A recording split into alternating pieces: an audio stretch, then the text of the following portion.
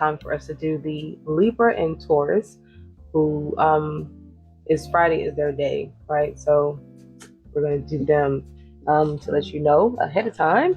Saturday will be Capricorn and Aquarius. So I'm trying to stay on track, y'all. Okay. All right, let's get that started. We're going to start with our angel numbers. I almost couldn't do this today because I was going to have to use I could have done it regardless. But I had to charge the microphone because it acted like it didn't want to stay on and be charged. So I charged them both while I was working. So there. If you have a problem now, then I'm going to give up on microphones. The card that comes out for Taurus and Libra is 1144, and it says high vibes. Always. Love, joy, and new happiness are just around the corner waiting for you. What's coming is beyond anything you can imagine. A rare opportunity or an exciting encounter with like-minded souls that will far exceed your expectations. Trust that something incredible is on the way. If you see me looking over here, I'm looking into this little reflection I can see. Make sure the light is still on. Be tricking me. I'm steady talking for 20 minutes and there's no audio. So that's the vibes for you, Taurus. That's the very first card that comes out. That's your angel number. Then we're going to go into our soul's journey. See what the message is, what the energy is for Taurus. This is Good Friday.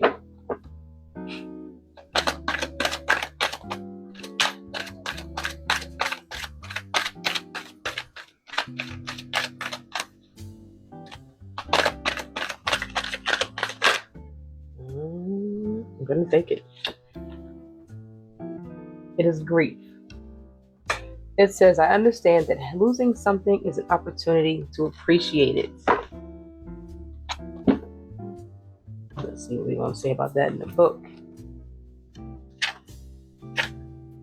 Nothing is gone forever. The belief that we have lost someone or something is merely an illusion to assist us in learning to appreciate our having had it in the first place.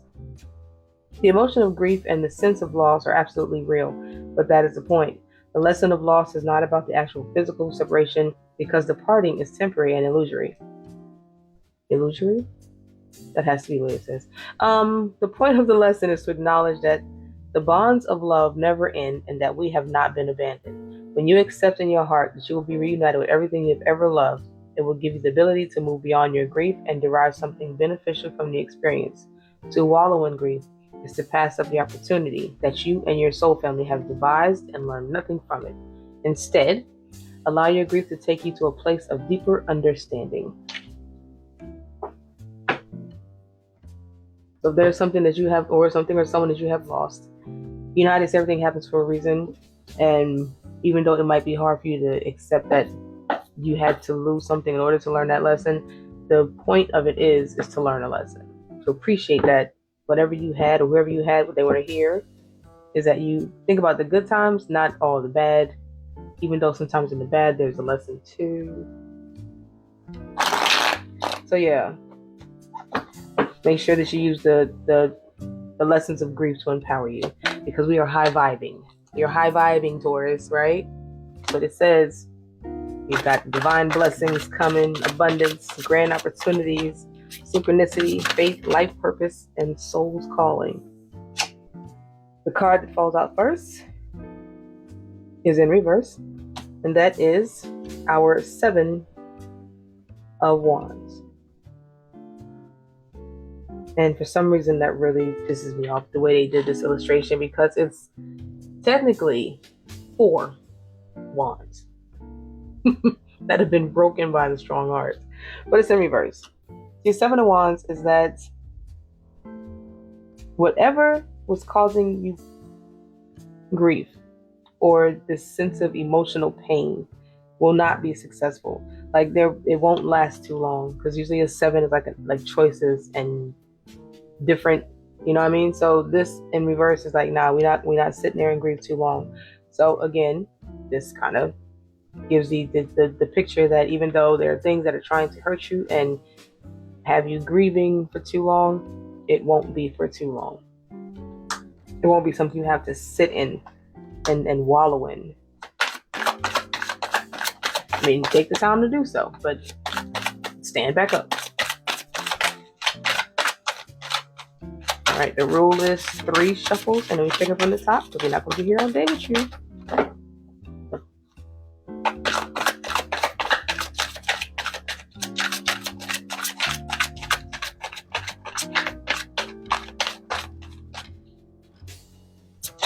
Oh, okay. Like I say, don't play. See, because we are high vibing. We had the Wheel of Fortune come for us.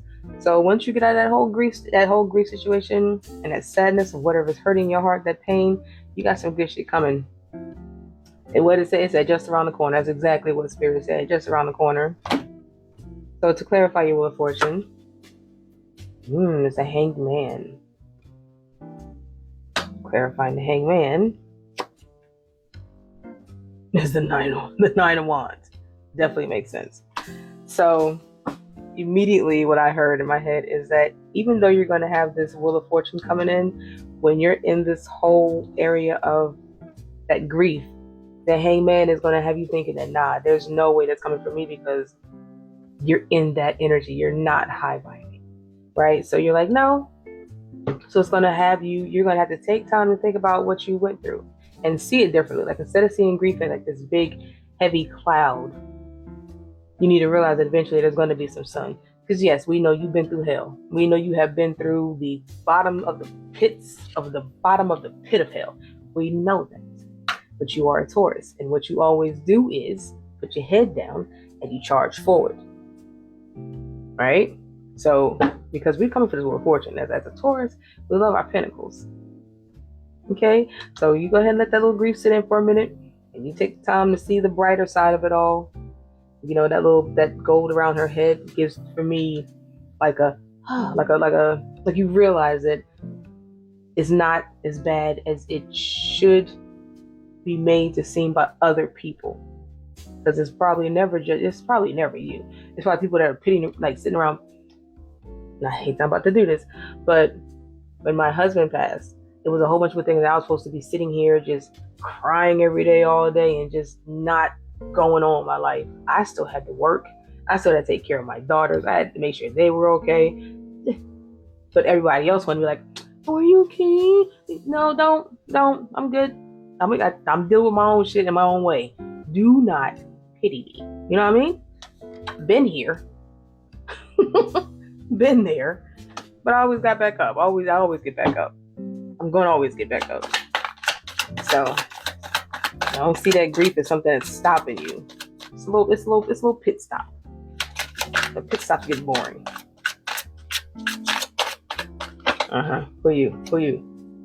The Ace of Swords. This is your moment of truth.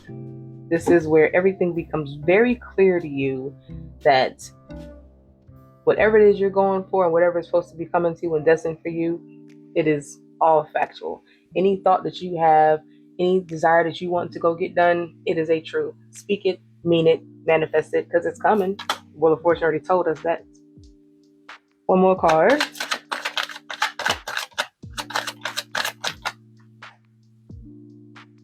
This is your 3 of Pentacles that flew out.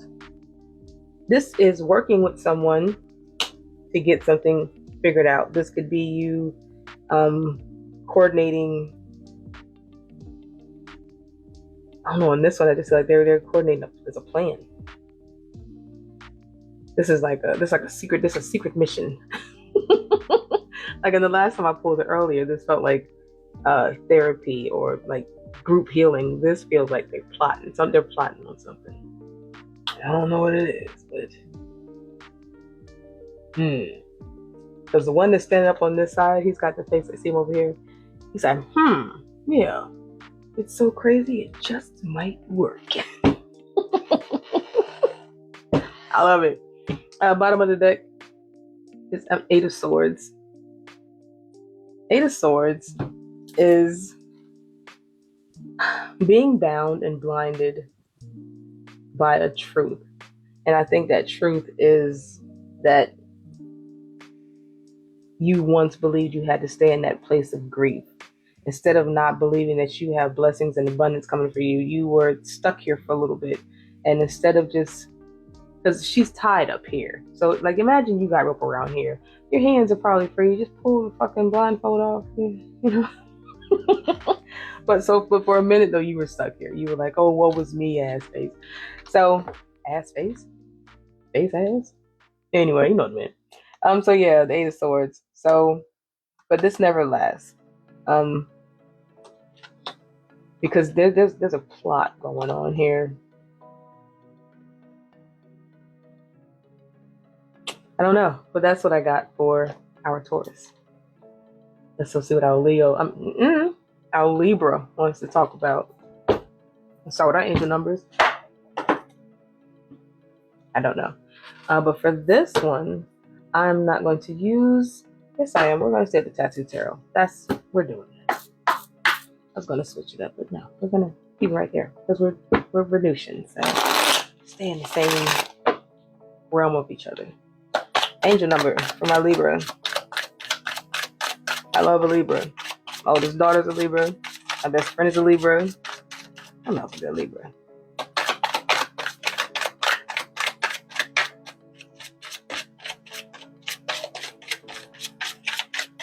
All right, Libra. We only got 3 shuffles, baby. Give me what you want. I'm flipping the top.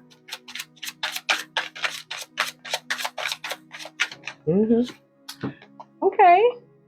So Libra has 2222 feminine forces.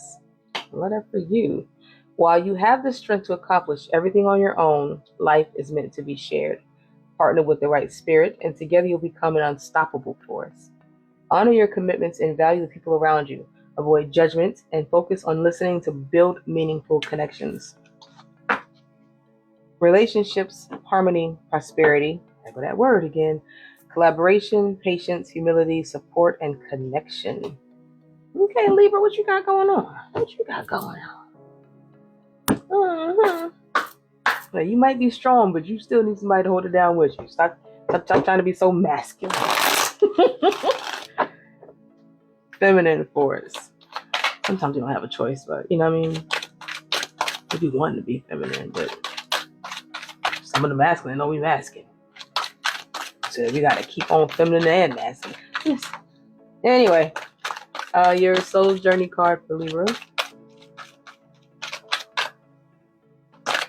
Oh, Libra gonna put like this today. We're just gonna do all 3 shuffles each time because I'm here for it. I'm gonna still pick from the top. I ain't scared of you. Guilt. Guilt says, I release any beliefs that no longer assist in my soul's growth.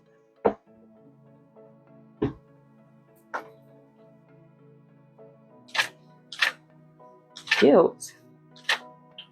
The energy of fear that has many guises to complicate your path to loving yourself. Guilt is the most devious because it is a wolf in sheep's clothing. It is a self-imposed emotion that pretends to be instructive and enlightening. Guilt can help us grow when we realize that our actions have been hurtful to others and that we need to make amends. After we do so, though, it's time to learn from the behavior and move on. The problem arises when we hold on to a guilty feeling that serves no purpose other than promoting self-destructiveness and low self-esteem. No one is perfect. Everyone makes mistakes. Guilt is not always rational, but if you examine it subjectively, act on it, and release it, it becomes a temporary emotion. Long-held guilty feelings are never good and will create a roadblock to self-love and happiness. You must continually scan your current emotions for any guilty feelings and bring them to the surface for analysis. Healthy guilt is a warning that action should be taken. Irrational guilt needs to be released. What you got going on, Libra? Okay. Feminine forces and guilt. Go ahead on to our Tattoo Tarot.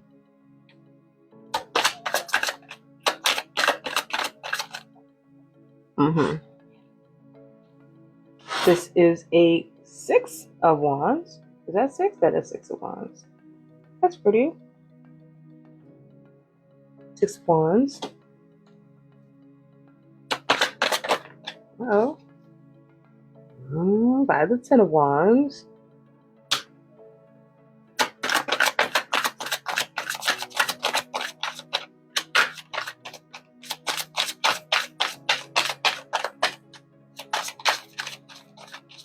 All right, now.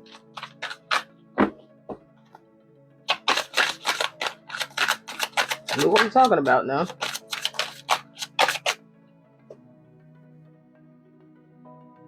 By the Tower.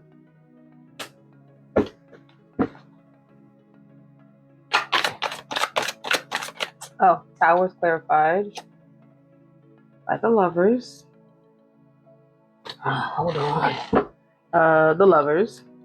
And clarifying the Lovers is going to be Four of Cups. All right. So your Six of Wands is victory and success, which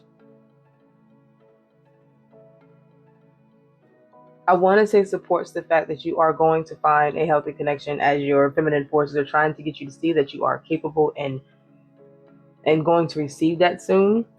But it's going to take this much pain and hurt and stress and guilt to get there first. Then after that was the Tower. There will be a complete fall of something, whether that is a relationship, a friendship, a loss of something, destruction. Something is being completely destroyed. I mean, this is a brick tower. Expect to be a snake is indeed a snake. And that's what causes the Tower, because once you find out, the Four of Cups, once you find out who and what it is, you turn your back to any kind of offering of reconciliation, of love, of apology, because whatever they did, it was not once, not twice. Like, they just kept shooting arrows at you. And you said, all right, I'm gonna brush that one off. But then to keep doing it, like, okay, you asked for it. Burn this whole shit down. And that's where your victory comes in at. But that's only after this passes. And I think it's funny, because if you know a Libra, one thing they're going to do is they will make their point known. And they are the sign of justice, right? So if you do them wrong and they come back for you, you deserve that shit. Because they be minding their good business. They do be minding their business. An unstoppable force. Although it says that first card says avoid judgment and focus on listening to build meaningful, but you like a black, but I did. Like you said, I put that feminine energy up, and these, you know, like I put it up, and this is what I get. This is the motherfucking sex I get. Snakes for the Lovers is crazy. That's crazy. Wait, we have Four of Cups. One more card. We'll close it out. I got some garlic red oven I'm about to devour.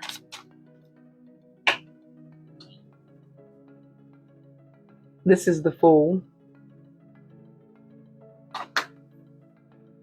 Clarifying the Fool is the Eight of Pentacles. Love that.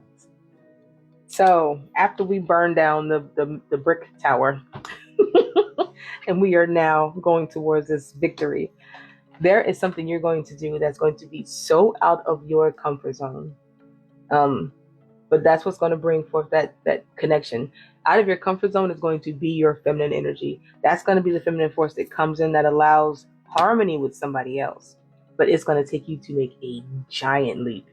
I mean, you're going to have to stop wanting to fight everybody. Stop getting mad so fast about certain shit. You let stuff like brush off your shoulder. Like, just, water off your back. That's going to be different for you.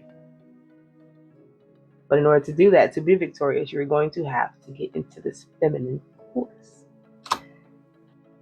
If it ain't one thing, it's another. I'm going to finish because I don't got that much recording time left. But I was going into get into your feminine energy for the Fool. And I was saying that in order to do that, it will require work, because it's not something that you're used to. So put in the work to get into that victory mode when you make this big difference, this big change, or this giant leap that you're not used to, so that you can have the harmony and prosperity and collaboration and relationship that you're maybe not even looking for, don't even know you're looking for it, but that is what's going to bring that to you. Right? So we made it. We made it. I'm going to, I didn't do the bottom of the deck, but it's the King of Swords. And the King of Swords is one who uses their words very sharply, very wisely, but it's also a leader of truth. Like when you say something, people listen.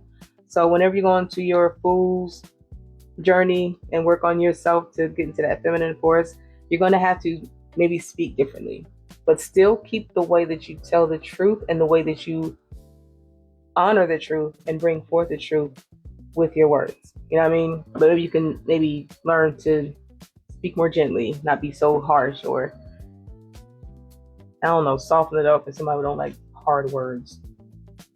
Those people. Anyway, that's what I have. I'm gonna go and get this uploaded. I'm gonna go eat because your girl is hungry. Thank you for being here. Know that you are loved. Bye.